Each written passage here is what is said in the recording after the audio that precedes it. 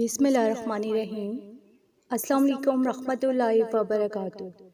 وضو کرنے سے پہلے یہ دو لفظ پڑھ لیں، نظر بد، جادو اور جنات زندگی بھر کبھی آپ کے قریب نہیں آئیں گے انشاءاللہ۔ آپ صلی اللہ علیہ وآلہ وسلم نے فرمایا کہ جو شخص وضو سے پہلے یہ پڑھ لے بسم اللہ والحمدللہ، وہ جب تک باوضو رہے گا تو فرشتے اس کی نیکیاں لکھتے رہیں گے۔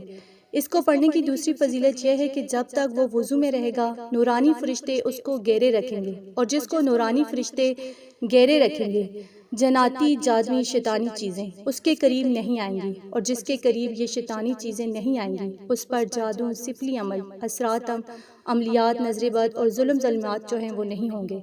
وہ بڑے وار اور بڑے حادثوں سے، نگانی آفتوں سے، مصیبتوں سے، بلاؤں سے بچا رہے گا، کیونکہ اس کے ارد گرد نورانی اور روحانی فرشتے ہوں گے۔